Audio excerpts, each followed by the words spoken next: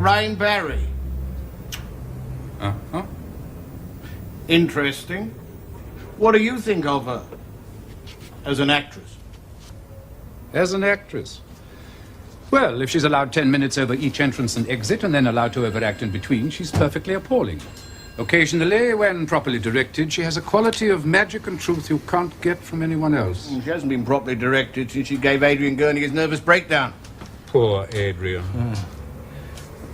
Ray, you are the only director around who could get that performance out of her. Do you think she'll do it? Nah, she'll do it. To begin with, she hasn't had a new play since Dear Yesterday. Also, she hasn't got a man at the moment, and she's in serious trouble with the taxes. She'll do it all right. If you can stand the wear and tear, Ray. But never say I didn't warn you. I'm quite sure I can deal with her. Our author's being very quiet. Do you feel she'd be right for Helen? Lorraine Barry.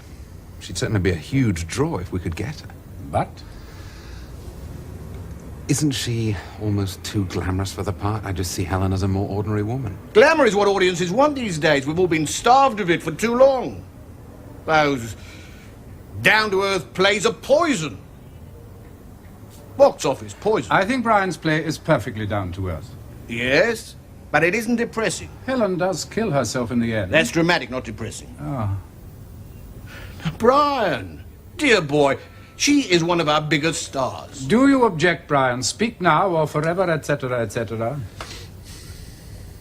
No, I don't have any strong objection. Weak objections don't count in the theatre. It's hysterics or nothing. Well, if you think she can do it. Right, I'll call Clemson, her agent, and send her a copy of the play.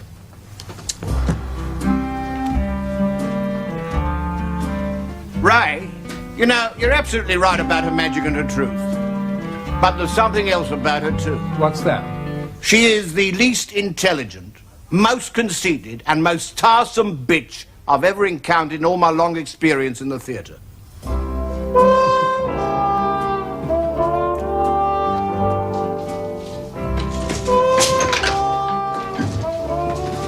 How can he say that and send her the play? He sent it already, 2 weeks ago. And he knows she wants to do it.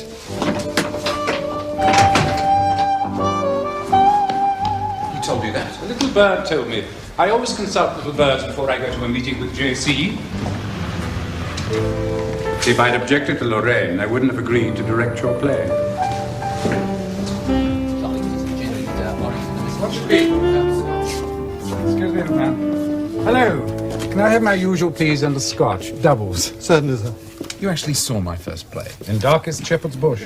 I'm amazed anyone ever found that damn theatre. They took it off too soon. It was beginning to attract attention. Attracts attention. After 3 weeks, it made £7.12 and sixpence. Apparently, the number 73 from there to Finsbury Park makes more in one trip. That's all right. Come on. Thank you, sir. Can I have it, sir? To your new play. Thanks. Cheers. We should talk about the other parts. But not here. However, I would like to get Carol Wilde to play Stella. Do you know her work? I've seen her once. She'd be very good. She's got terrific energy. She'd keep Lorraine on her toes. Ray, how are you? Adrian, you're looking fit. Oh, can't complain. I hear you're doing a new play for JC. Whoever told you that? This is Brian Snow, my accountant, Adrian Gurney. Pleased to meet you. Well, I mustn't keep you. Never come between a man and his accountant. Well, I'll see you around. If I'd said you were a playwright, we'd never have got rid of him.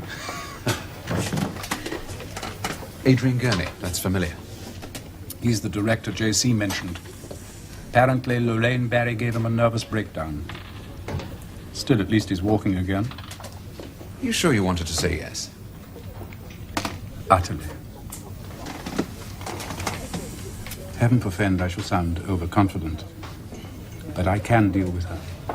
You see, I know that behind all that fiddle, faddle and nonsense, Lorraine is a bloody good actress. Oh, I know a dozen actresses who could play Helen technically as well.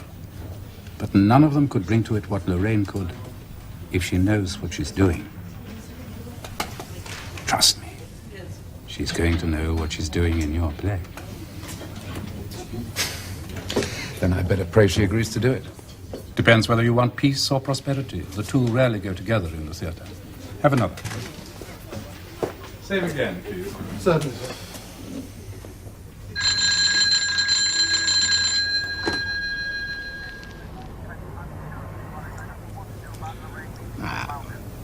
Look, Clemmy, you're her agent. Why should I tell you what to do? OK, here's what you do. Tell Lorraine it's a good idea she meets the author first.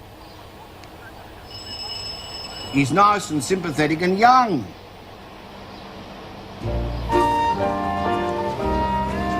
You're Brian Snow.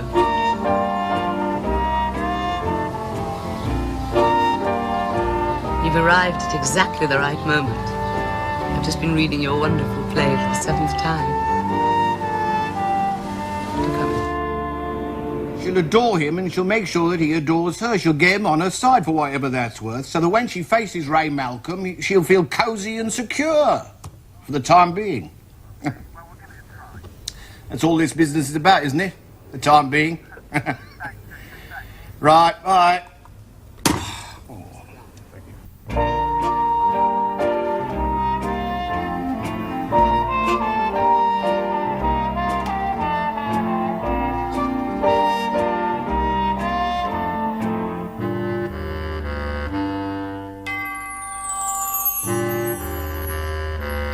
You must have one of these little scones.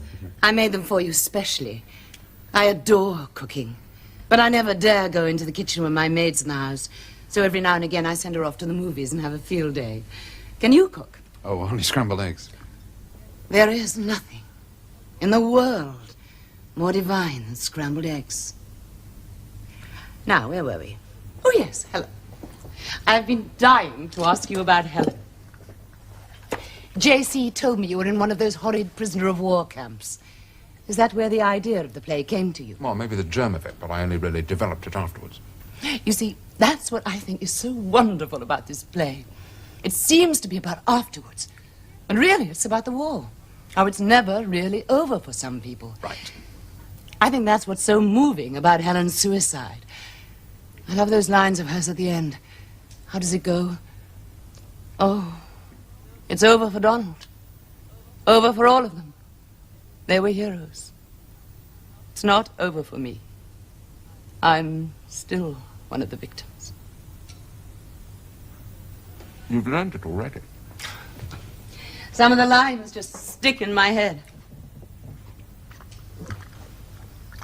J.C. has told me some wonderful things about the director, Ray Malcolm. Oh, he's a great admirer of yours.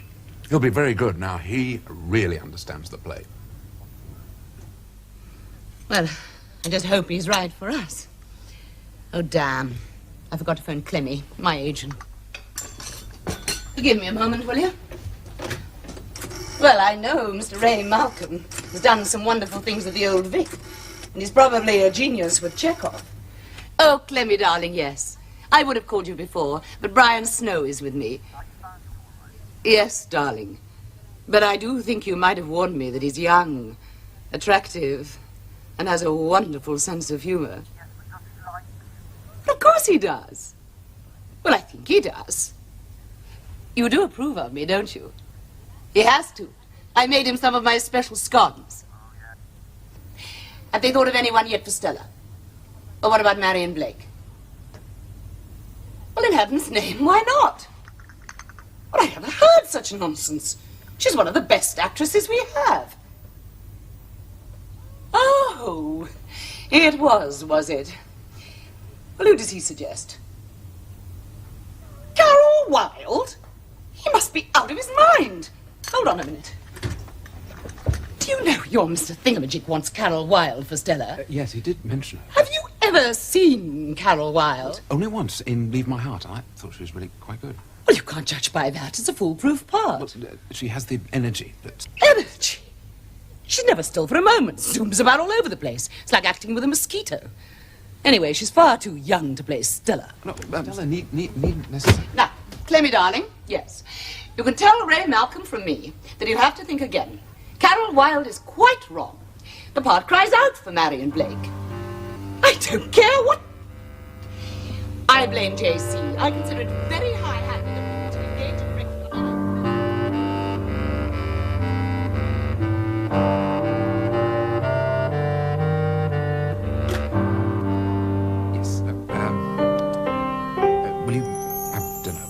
tomorrow night or the night after, and I'll ask Ray, and you two can get to know each other sort of officially. I'd adore to. I can't tomorrow, and Thursday I'm going to first night. Why don't you come with me? Then we can dine afterwards. Wonderful. It's, well, I'm just very excited. Brian? Yes. I want you to promise me one thing, for the play's sake. I want you to be absolutely and completely honest with me.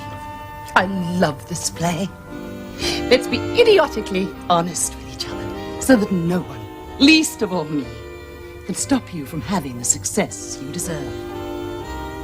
Promise. Promise.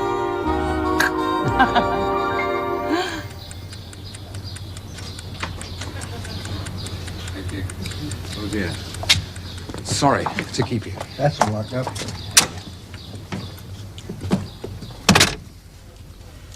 It's been a lovely afternoon. Thank you for coming. I'm sure you're right about you, Mr. Malcolm. You'll be very clever and very charming. I'm not an enemy. That we still have to find out. Bye.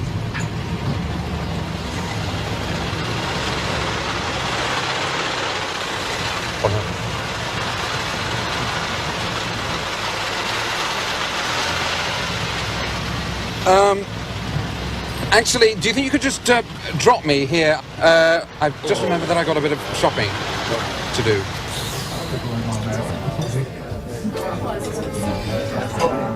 Why are you being so charitable about that appalling play? Well, look, I don't feel I should criticize it. I'm too vulnerable on that score, you know, people in glass houses. Dearest Brian, compared to that play, you have written Hamlet and The Cherry Orchard combined. You should have been a critic, not an actress. I hate first nights, don't you? Actually, I've never been to a first night before tonight. Never. Well, not a full dress affair like this evening. Listen, at my first night, in darkish Shepherd's Bush, only 3 men in the audience had jackets. That is all going to change. After this play, you are going to be the toast of Shaftesbury Avenue. I will be happy just to survive the 2 weeks in Manchester. Hey! I think our director friend is planning a late entrance in Act 2. Darlings, I couldn't find a taxi anywhere. Directors really are so very much more theatrical than actors these days.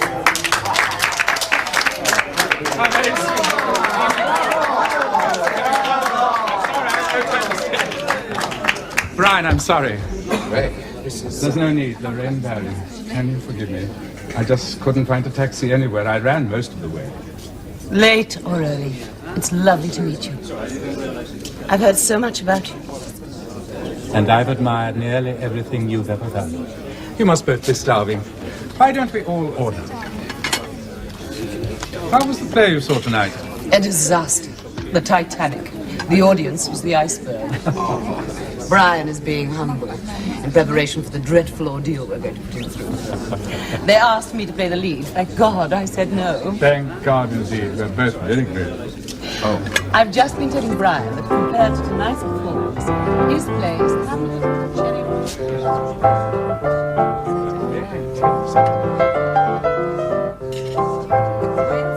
Just said to Brian, oh, yes, I have.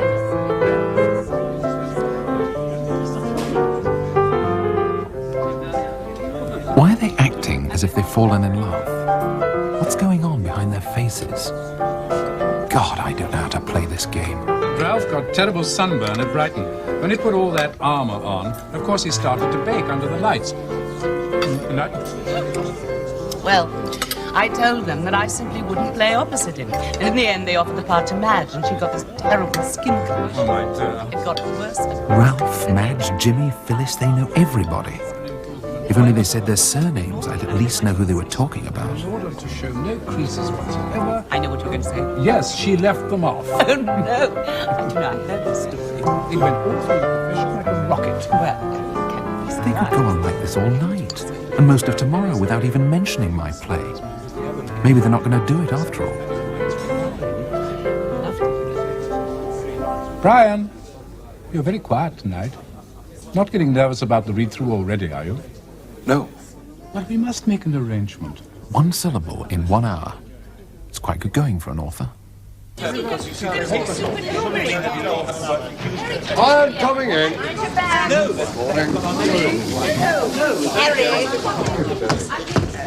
God, it's like a medieval mortuary in here. Get some light on the morbid scene. Some light. Right, more light. More light. Bob! Get rid of this bloody pig. It'll be laughing all through the read-through. Morning. Critics gave it a roasting last night.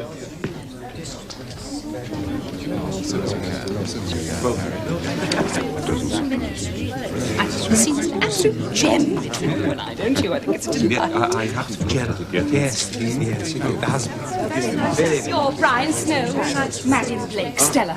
Simply adore the play. Stella is a wonderful part, so sympathetic and funny too. Lorraine has told me all about you. I've never known her so enthusiastic about a play or its author.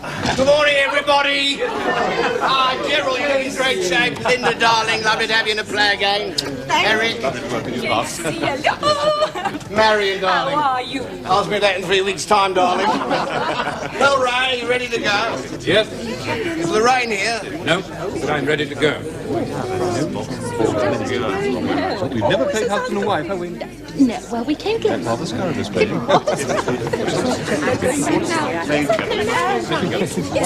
Yes, all right, because we start the play. Lorraine? The nervous author? Yes. I'm Tony Orford, Ray's assistant. You must be feeling quite appalled. Oh, a little nervous, yes. Wait till after the read-through. You'll feel ghastly. It does get better. All right, ladies and gentlemen. I'll go and sit on the side. Oh, no, you have to sit in the firing line next to Ray. It's no worse than a long morning at the dentist.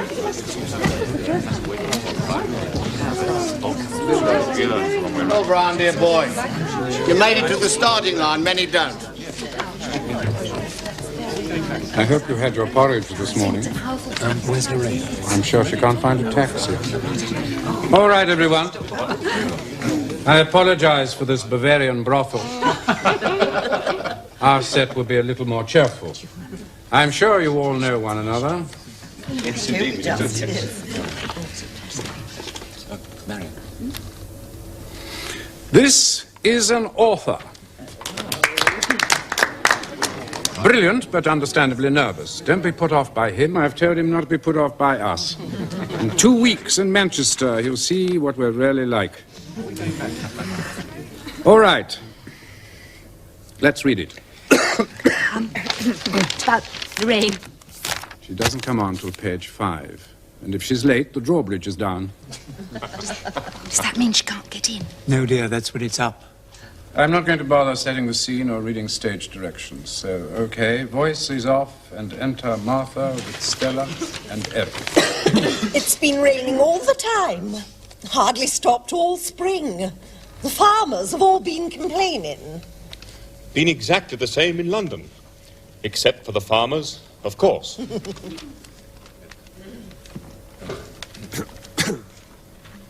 Marion, you're Stella, I believe. Oh. Sorry, it's me. How have you been keeping Mrs. Firth? Sorry. How have you been keeping, Mrs. Firth?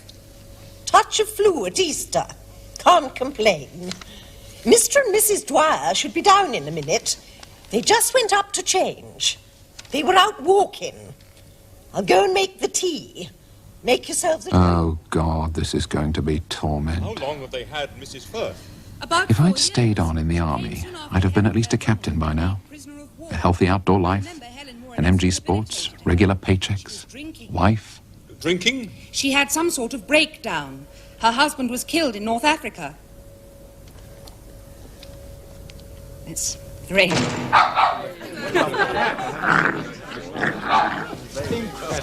This is the worst entrance I've ever made in my life. I'm bitterly ashamed.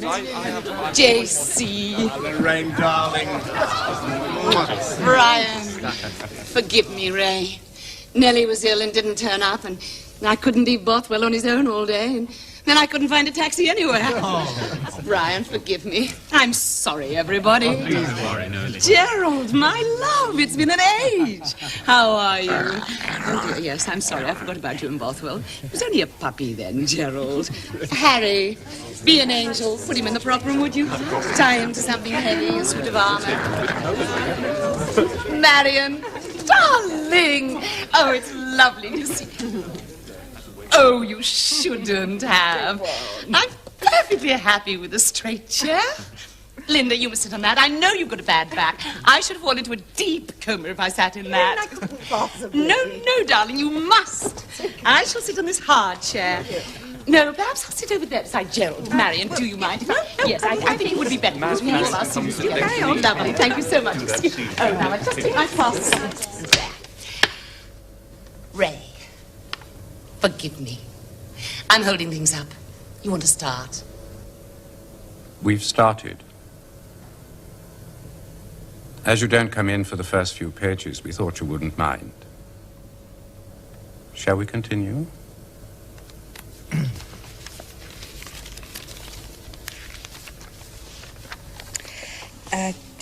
Some sort of breakdown. Her husband was killed in North Africa. Stella, Simon. How long have you been here? Not long. Mrs. Firth let us in. She didn't call me. You look in the pink. How's Donald? Fine. He's been dying to see you, Stella. It's been so long since we've all been together. I was only saying to Donald yesterday.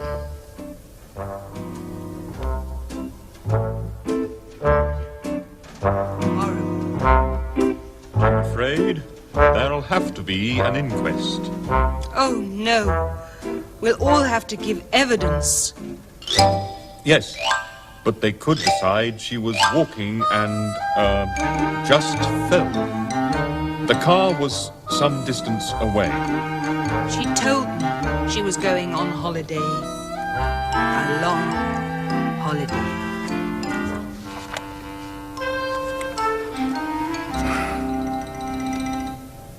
Thank you, everybody. We start rehearsals at 2:30. I should have listened to my father and become a dentist. Then I could have hurt people.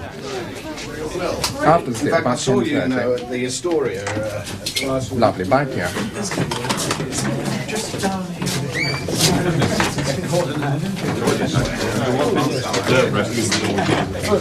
Brian, I quite enjoyed it. You're breathing again. Still a bit shallow, though. The breathing, love, not the play. As I read through, I'd give it 6 out of 10. I'm going to stand you at least 2 stiff drinks and a sandwich. Oh, no, thanks, but I promised Lorraine that I'd... no. Well, I don't want to leave her with no one to have lunch with. I said I'd probably meet her... No, today that's Ray's treat. I'm afraid you're stuck with the assistant director.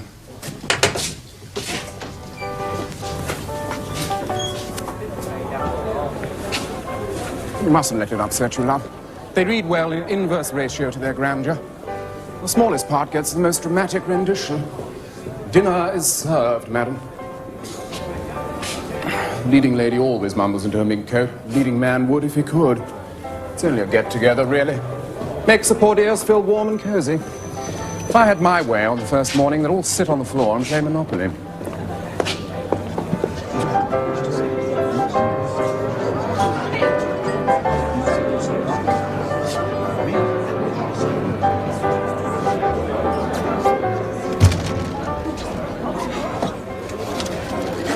I missed these during the war. Couldn't manage on one a week. Nearly broke my spirit, it did. No. Scotch? Yes. 2 scotches, please. Very good, sir. I still think Ray should have waited for her this morning. Heavens, no, fatal. You know, I don't see why you both take it for granted she's going to be so difficult. Because, my dear Innocent, she is a great big, rip-roaring, glamorous star. And a female. Sir? Thank you. Female stars are fussed over and spoilt out of all proportion to their actual status in the theatre.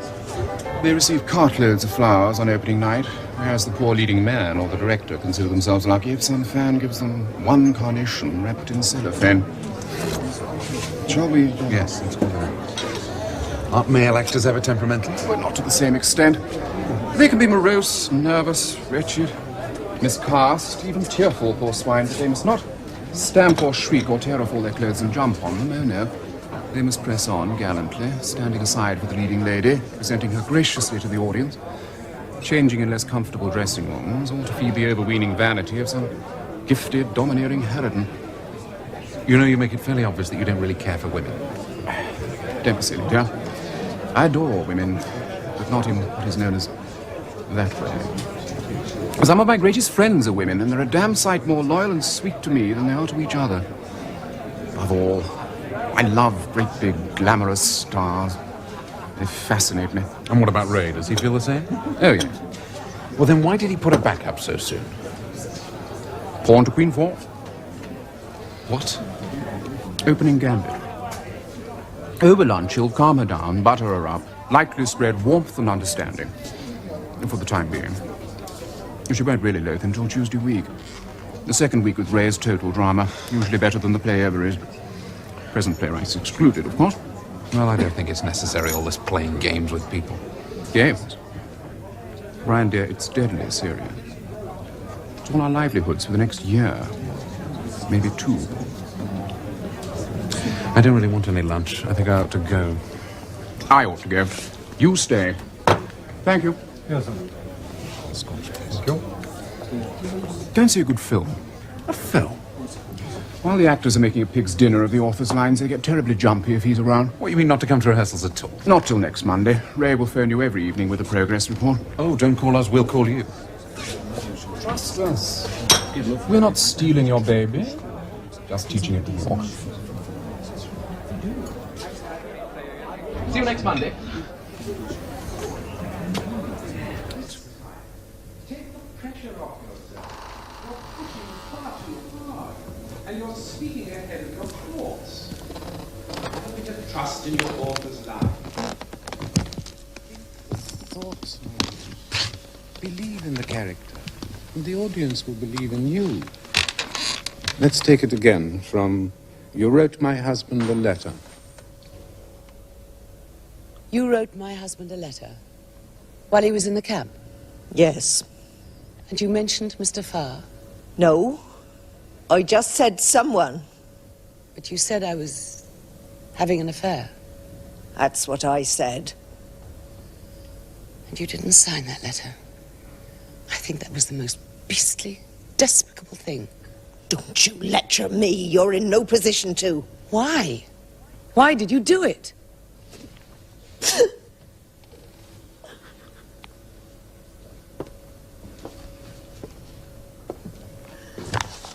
Your husband was alive and coming home. Mine was dead. After 3 years in a prisoner of war camp, what you did was beastly and despicable. Don't you get up. Oh, Christ! I didn't know Christ appeared in Act 2. Even he couldn't act gracefully on this damned sofa. It's hell to play on. I feel as if I'm acting in a hip bath. We can't change it again, Lorraine. It's the third we've tried. Well, you try it then. You try being fascinating and moving with your knees hitting your chin. Harry! Sir? Harry, we don't like this sofa. Well, look fine from over there. I'm not acting over there. I'm acting here, aren't I? I'm acting on this bloody stage. Harold, scatter a few cushions around, build them up. That was coming along very nicely, Linda. We'll go from your exit. Is Marion ready? Marion! I just saw her go out through the stage door. Did she say if she was ever coming back? Oh, dear, that's my fault, I'm afraid. She went to get some coffee for me. There's a marvelous little cafe around the corner. I don't care if she gets it from Venezuela. She's meant to be here, not running errands. Here I am, it's right. Just in time. Not in time at all. We'll all take our coffee break now. Is the author around? Yes. Good morning.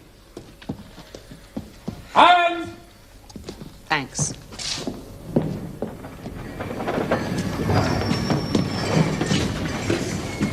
Had a nice week? No. Separation pangs, that's all. Umbilical cord cut.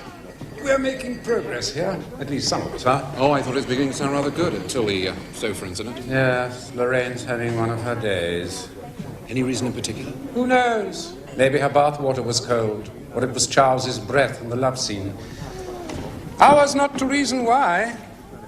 To serious matters, the ending. I want you to look at it carefully when we do it later. Think about it. What's wrong? I don't know. Think about it. Now, in this next scene, I want to cut one speech and transpose a couple of lines. Come on, I'll show you. I am.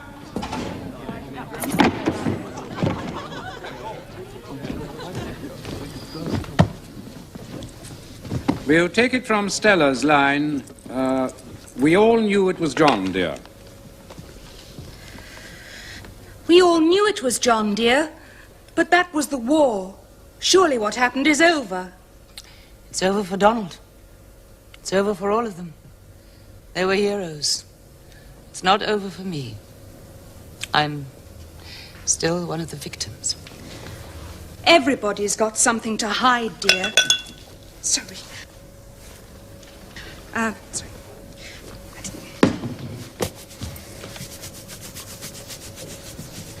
I didn't know there was anything in the bottle. Sorry, Everybody's got something to hide, dear. It's somewhere in here I start to worry. I can't go on living that way. About what? When Mrs. Clay Firth wrote dips. that letter, she destroyed Donald and us. In what way, dips? Poisoned us. Poisoned us. He became a different person. And I can't love what he's become. Just Be patient. dips. He'll get over it. And then somehow the ending's affected by it. The fact that it was John Well, what's wrong with the ending? seems like a double betrayal. Doesn't work. You can't go off with John. Look at your script No one tonight. will understand. Think Not about now. Donald is a hero. Everyone will side with him. I know. You shouldn't. I know, it's taking a pause. There is no pause. You shouldn't. He's still your husband, He's still your husband. and he wants you back. He wants you back. God, she'll never bloody get it right. She didn't go out to get Lorraine's coffee. She went to have another lobotomy.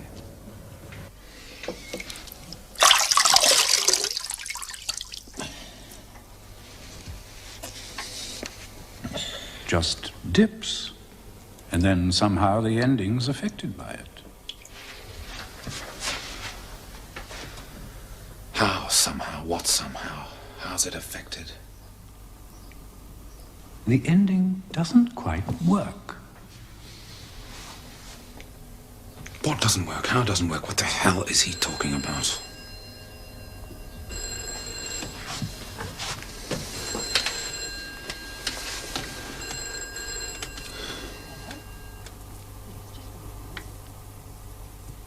Mr. Snow, telephone for you. Right, Mrs. Webster, I'll be right down, thanks.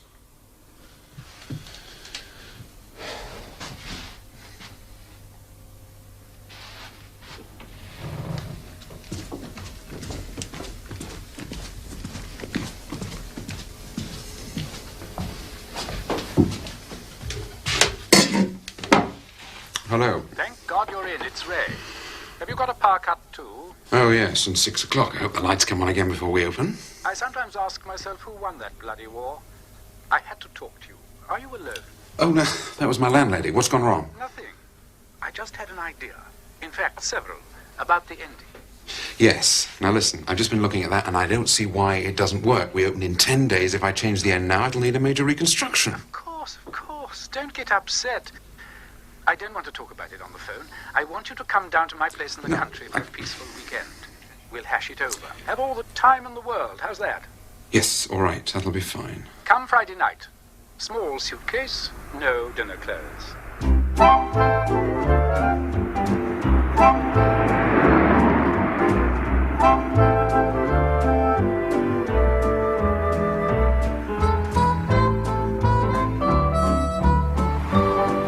It's an absolute tonic. Instead of a national health service, the socialists ought to give everyone a country house.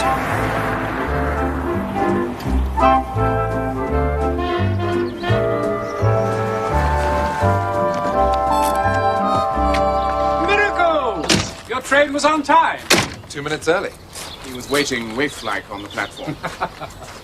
Come in, bathe and refresh yourself. Dinner at 8:30.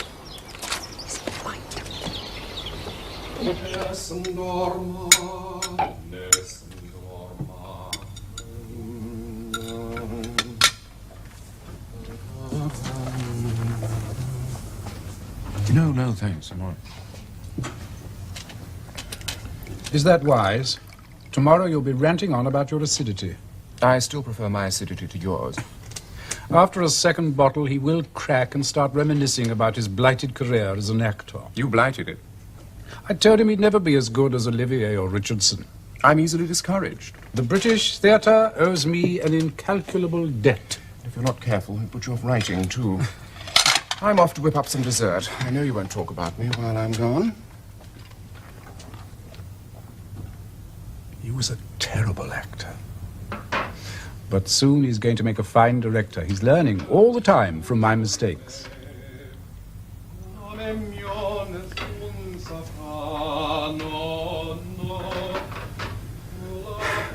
Had any thoughts about the ending yet? I'll quite understand if you haven't. No. I have thought of another way of committing suicide. Sleeping pills. But that'd involve reconstructing the end, allowing for a time lapse of several hours. No, I haven't got very far. That's because you haven't gone far enough.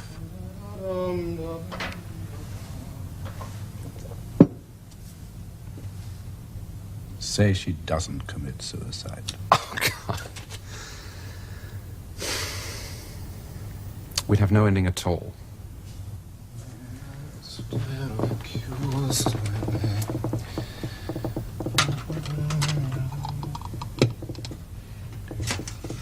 You said you'd keep off the ending till after the pudding. We strayed onto it. We'll eat in appreciative silence.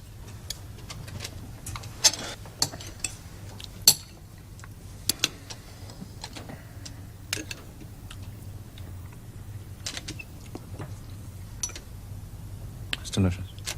Thank you.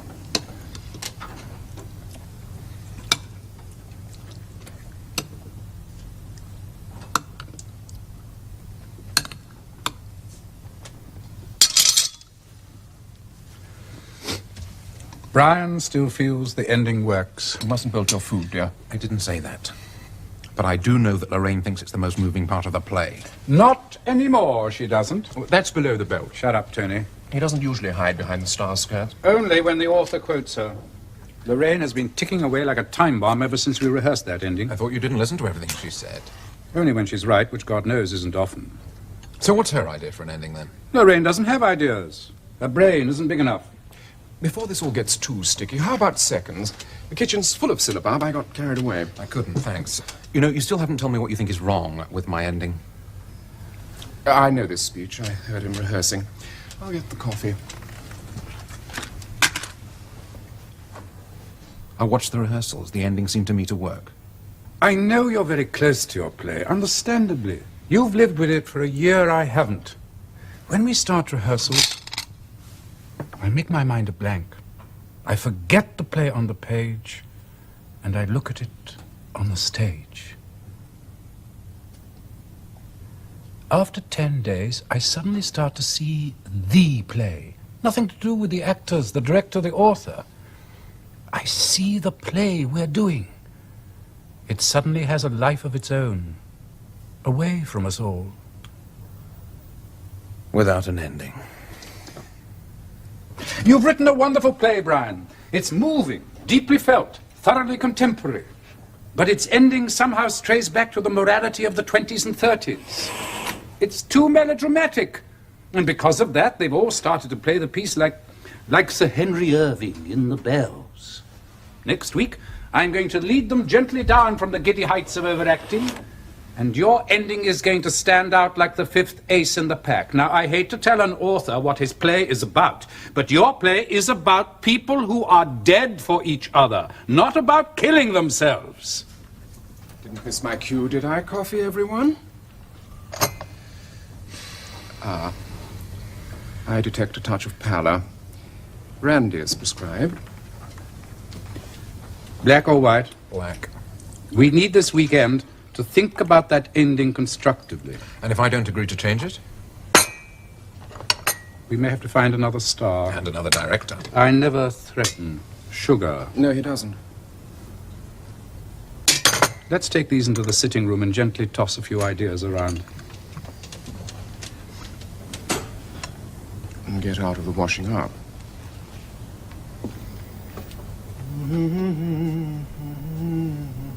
I'm getting very bored with Puccini.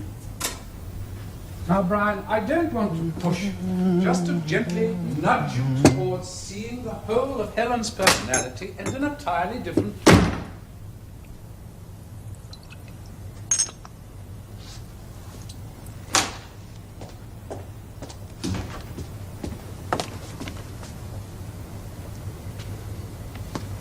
Now, Brian, if we could just start with the premise... Brian, breakfast. Oh, it's all right, dear. It's only me, not Dorothy L'Amour, as you thought.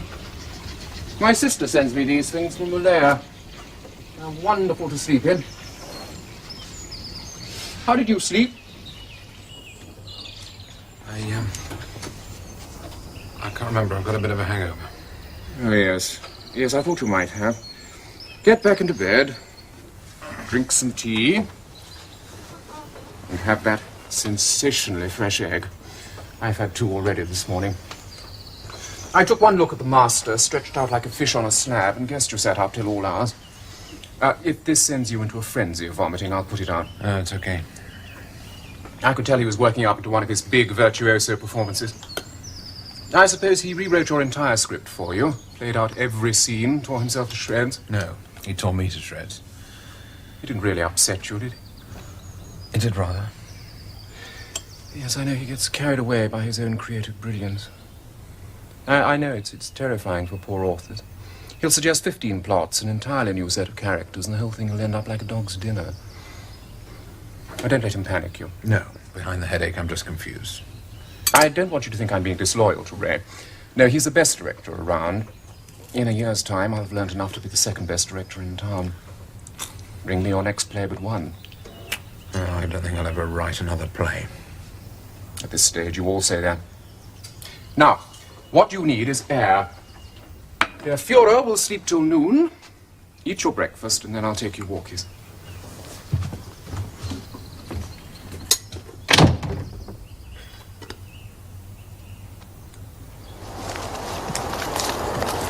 Do you think he's right about the ending?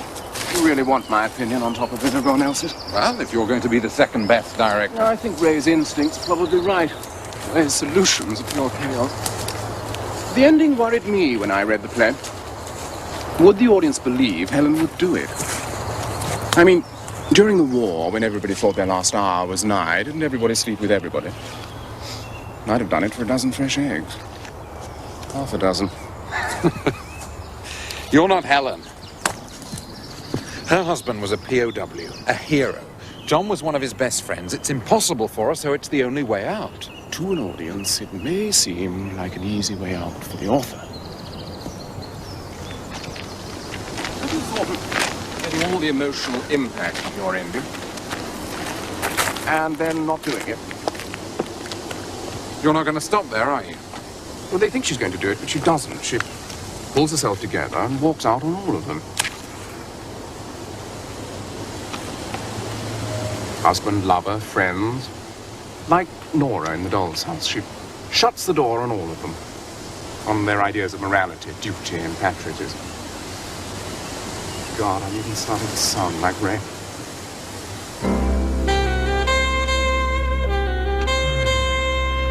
It's a huge improvement. It's the ending the play has always needed. I think he's a genius. I've distributed it and we'll rehearse it tomorrow. I want Brian to sleep for 2 days. I promise not to change a word of anything from now on.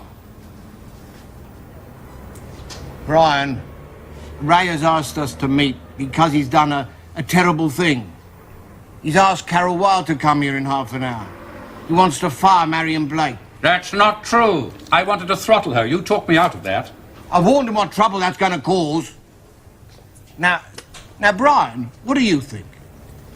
She isn't very good, but is she really that bad? No, she's not bad. I can forgive a bad actress and occasionally coax something out of her, but Maid Marian is worse than a bad actress. She's thoroughly and appallingly competent. There isn't a cheap or cringe-making trick she doesn't know. Nothing I have done or said will budge her from her inner conviction that she knows how to do it. She kills your play stone dead from the first line. All right, well, if you feel that strongly. All right, then.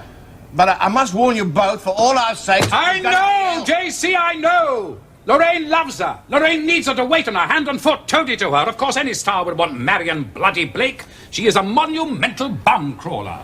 You'll give yourself a coronary and then we'll have to replace the director. Listen, Carol is coming in here to read for you. I've marked the new scenes. I've got to get back to rehearsal and you will see her. She's willing to come to Manchester in heavy disguise, of course. She'll see the play every evening, rehearse quietly, and go on in the second week. We'll be held to pay when Lorraine finds out. And if she finds out before we open... Please, JC, leave it to me. And Brian. Oh, no, this is something I really don't want to get involved in. Don't worry, I'll go see him. He's got someone with... I simply had to barge in. They told me Brian was here and I simply had to see him. I read your new ending, darling. It's perfect. Absolutely perfect. And I had to tell you myself. Thanks. Was it hell? I always think that to have to redo something you've already done must be one of the more ghastly things in the world. Oh, yes. I want Brian to sleep for 2 days, so you mustn't overexcite him with praise. We'll be late for rehearsal. Let's leave these two to talk author's business. Brian, thanks. Dear JC.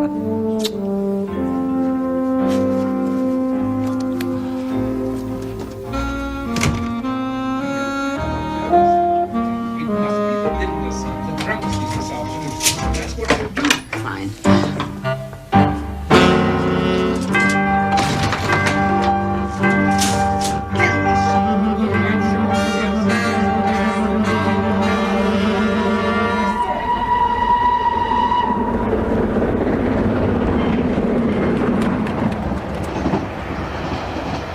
At least she didn't tear off all her clothes and jump on them. Everything but. Believe me, Sherry, Ray's only won a temporary victory over firing Marian. Lorraine is just waiting for the right moment. Then. Oh, God. Is Lorraine Barry really worth going through all this for? I wasn't even sure I wanted her in the first place. Brian, have faith. I have seen her on a matinee with the house a quarter full, in a bad play with a fortnight's notice up on the board, and the audience so dull I thought half of them must be dead. And by the second act, they were sitting on the edge of their seats. And at the curtain, they screamed the place down. Now that is star quality. And when I see it, the hair rises on my scalp. Tears cascade down my face. I bless the day I was born. Well, I'll believe it when I see it.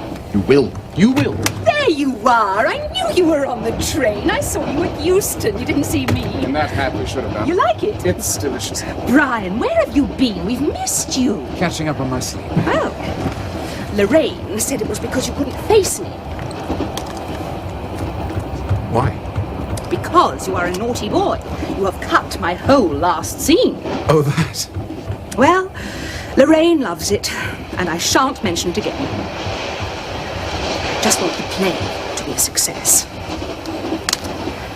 Where's Ray? He went up this morning. Suppose you're all staying at the Grand? Yes. Not me. I'm going back to dear old Mrs. Fenton's.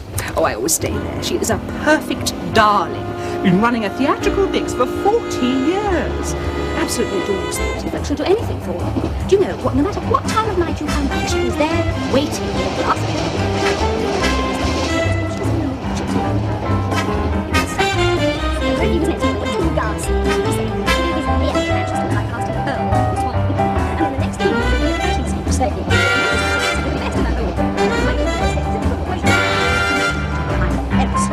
And you knew from the minute you walked on stage. You just knew. And I gave her some advice for dancing. I told her.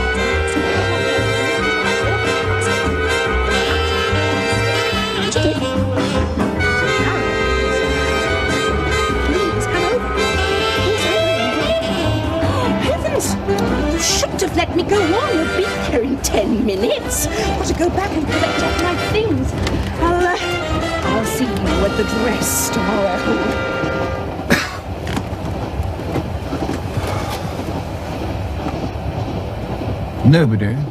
Nobody should be allowed to do that to another human being.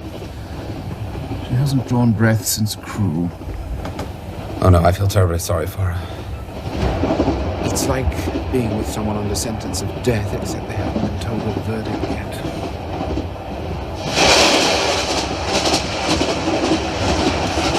Act 2 beginners on stage. Act 2 beginners on stage, please. Thank you very much. You've managed to make the bloody Sophie look pregnant. Unstuff it a bit. Miss Barry said I was... Tony said unstuff it.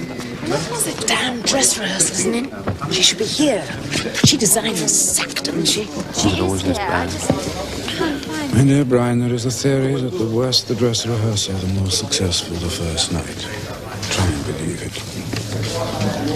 Do you think you'll be ready soon? Ray grows madder by the moment. Where is he? With the author. Will you tell him I'm getting laryngitis? Get a doctor after the dress. Here. Leave it. Marion, I must talk to you. Tony, do you think I've got time for a coffee? The way things are going, I should think we've got time for a mastoid operation and a permanent wave. All be over soon. Be an angel and give this change to Charles. All right, everybody. Act 1... Start off! Thank you. Act 1 ran 15 minutes over. Now, if we want to open tonight, let's finish this damn dress rehearsal. Act 2, ladies and gentlemen, please. Mr. Hawkins from If You Carry On This Way. Thank you, Mr. Larch. Taps coming in.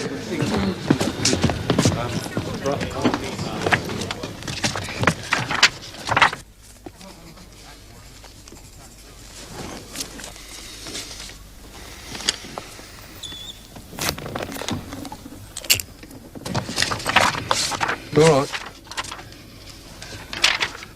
Curtain up on Act 2, ladies and gentlemen. Thank you very much.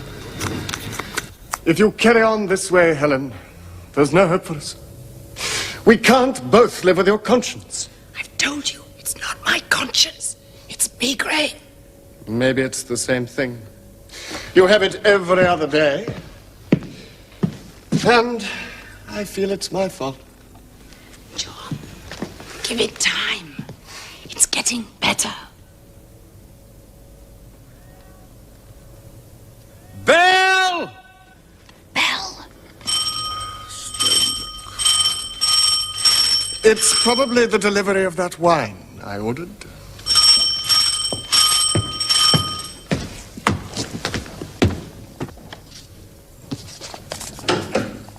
John, it's Helen here. No, she's not. You're lying to me. I must speak to her. Don't go in there. Helen! Stella, what are you doing here? I thought you were never going to speak to me again. What's happened to your middle-class morality? Helen, I had to speak to you. I've already spoken to Donald. He's coming to see you this afternoon. You must reconsider.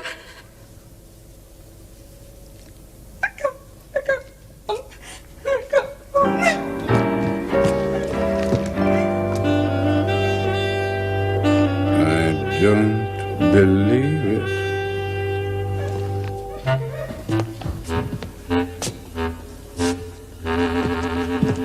It's not happening to me.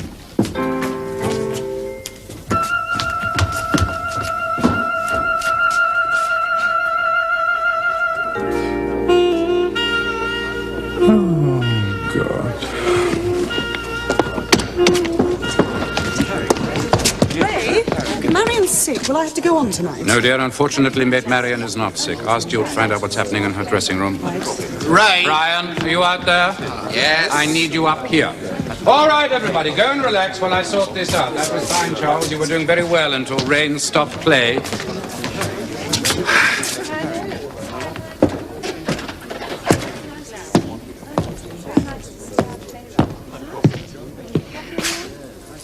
You can guess what's happened, can't you? Yes, she's told Marion she's going to be fired. In a minute, Miss Barry will send for me, and I want you there. No, Ray, not this time. I need you with me. I'm sorry. Miss Barry would like to see you in her dressing room. Come on. What's the matter? Scared of a little blood? No, you wanted all this. You planned it all. Now you handle it. I don't know what favors Lorraine promises her authors, but I'm here to tell you she never delivers. That's an unworthy remark. I'm sorry, but I'm tired. And I'm not going to let Lorraine get away with it. She knows that JC has left it to us, and she's got to see we're united. Ray, I wrote a play. Yes, and do you really want 2 years of Maid Marian in your play in London? Come on.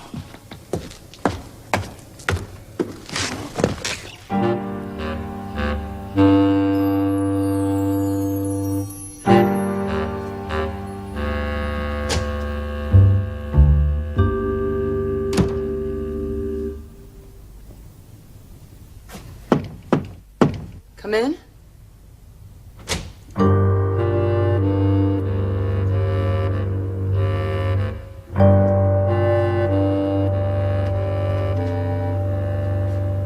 You sent for us? I asked for you to come and see me. And what you want to see me about concerns the play. Of course it does. Then it's only right the author should be present. If that's what you both want.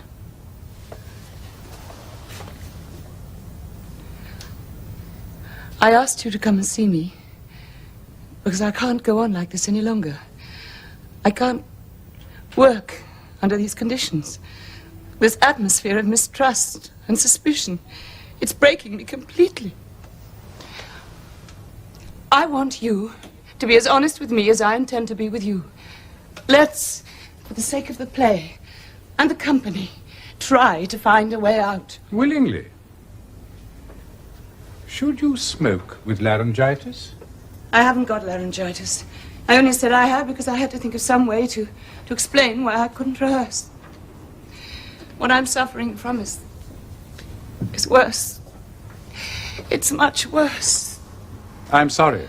Tony has sent for a doctor. I don't think you quite understand, Ray, what the effort of creating a new part means to someone like me. I have been in the theater since I was a small child. But I need help and encouragement and understanding every inch of the way.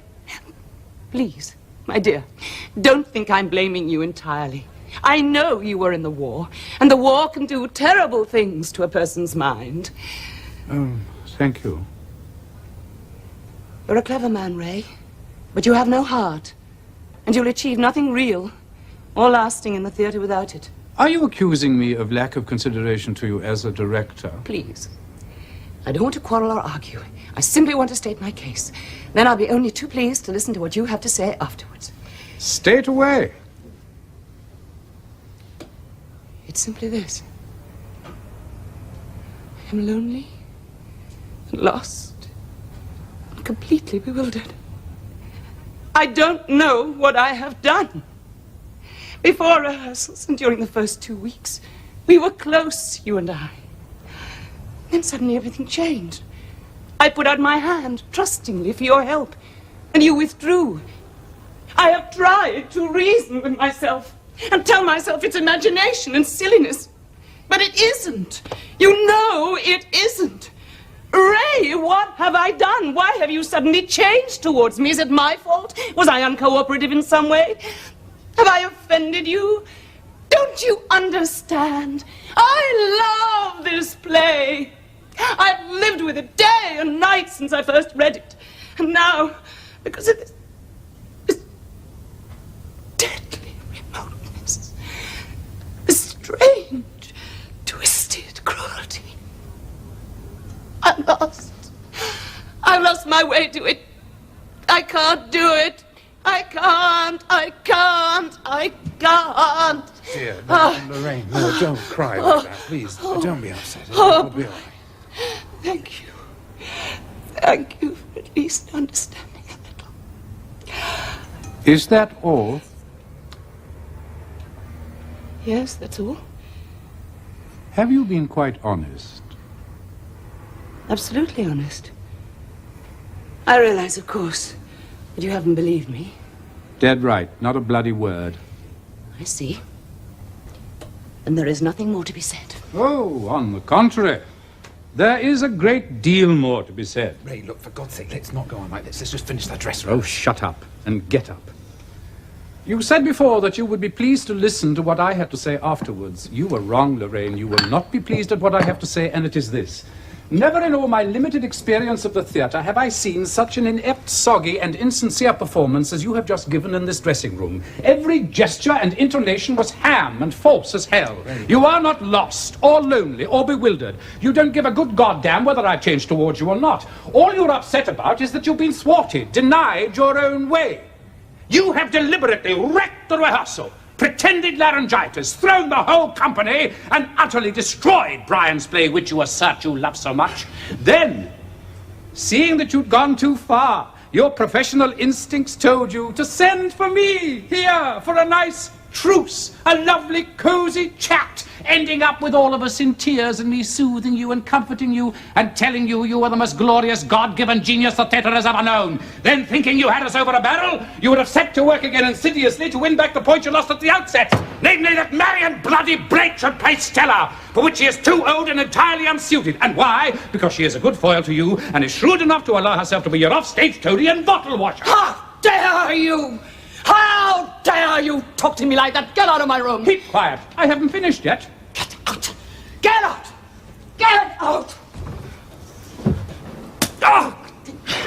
I'll teach you to insult me in my dressing room, you fifth-rate little amateur, camping in and out of the theatre with your giggling boyfriends. What gives you the right to tell experienced actors what to do or not to do? I will not go on tonight, or any night. Now get out of my sight! Both of you! Oh, no, the whole theatre can hear you, and I love you both. That, Marion, is irrelevant. And you're fired anyway.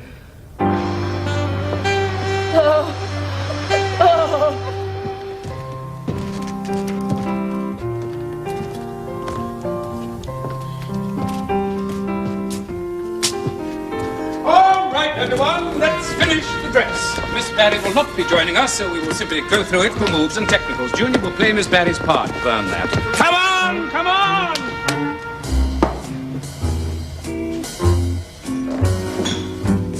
Oh, nice.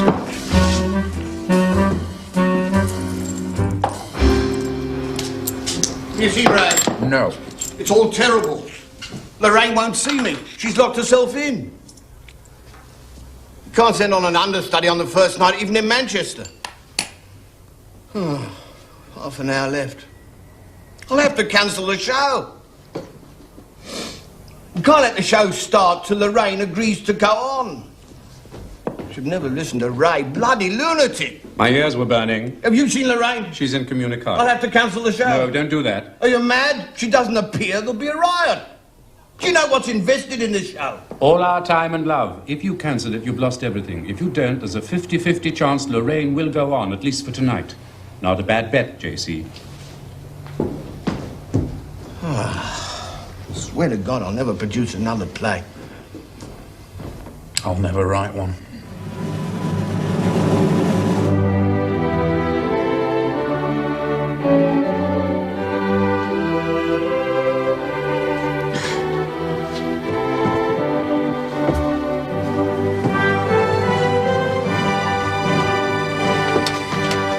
Is she going on? Probably only her dresser knows that. And Bob. Ray, look, we can't. Deep breathing is awfully good.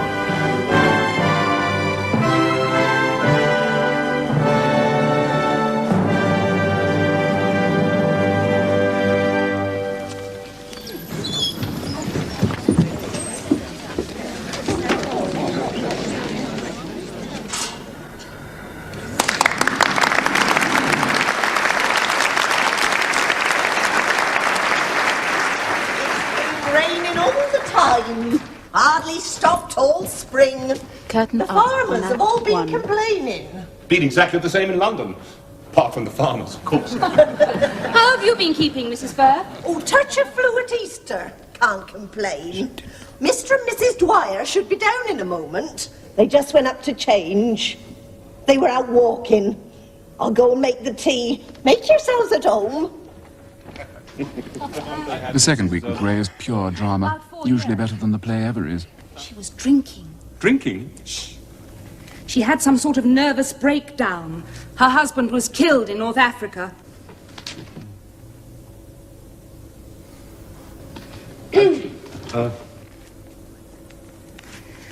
Listen, I think I can hear someone coming. I can't hear anything. Brian, have faith. I didn't know Helen and Donald weren't getting on. Yes. No. Stop reading. Reason. What? I'm sorry. Lovely flowers. Oh.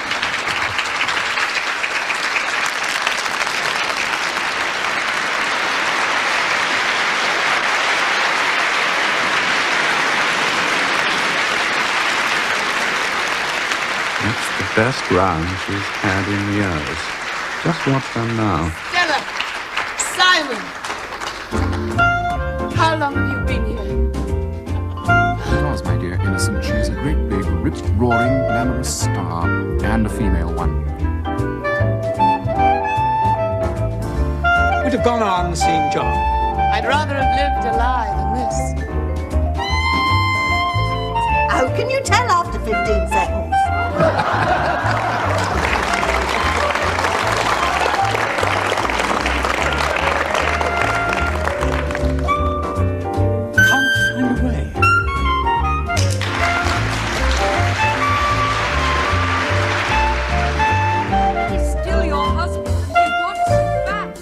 Nothing to do with the actors, the director, the author. I see the play we're doing. It suddenly has a life of its own, away from us all. I don't understand. The war has to be over for me, too, Stella. Where are you going, then? For a long, long holiday. Goodbye, Helen.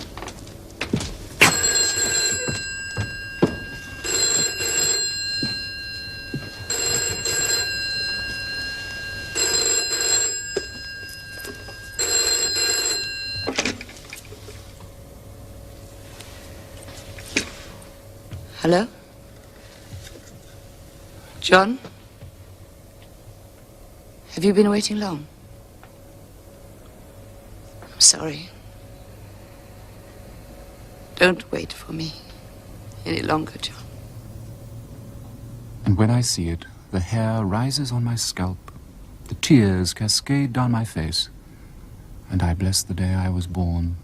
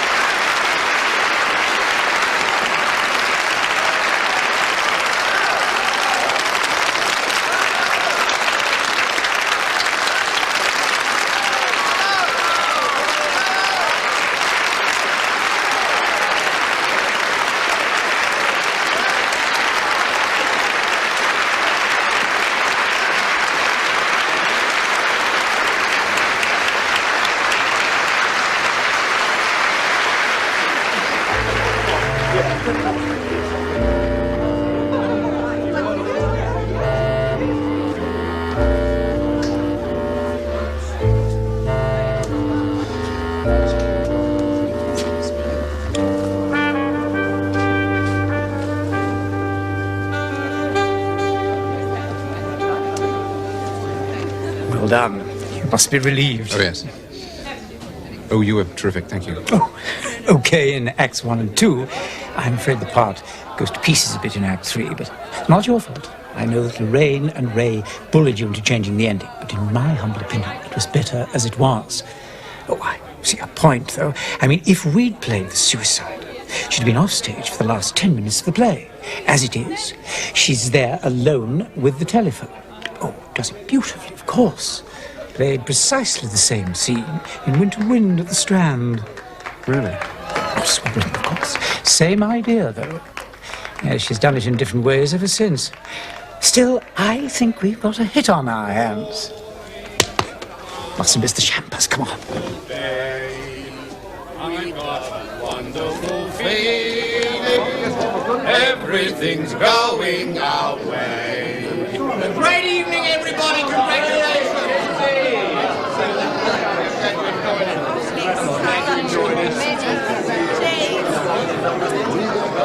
Oh, thank you very much, sir. Congratulations. Lorraine, darling.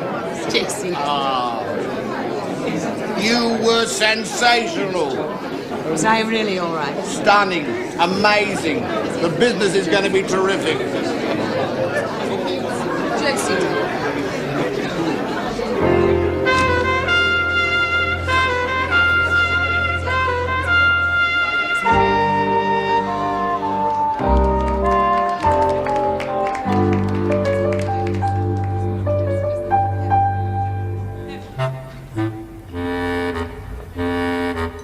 Were you pleased?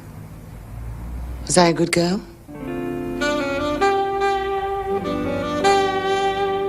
You were beyond praise. The most moving lyrical performance I have ever seen. Thank you, Ray. Thank you for everything. You've taught me so much.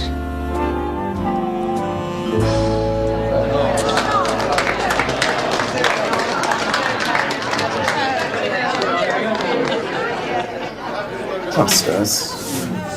We're not stealing your baby. Just teaching it to walk. I knew I was right. I would have to stand still. Just teaching it to walk.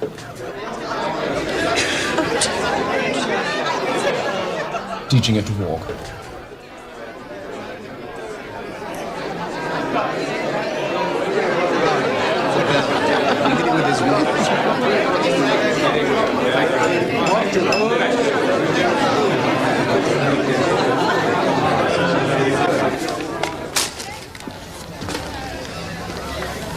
I wish they'd take the mess home with them. Wasn't she grand, though? Oh, yes. Are you something to do with the show?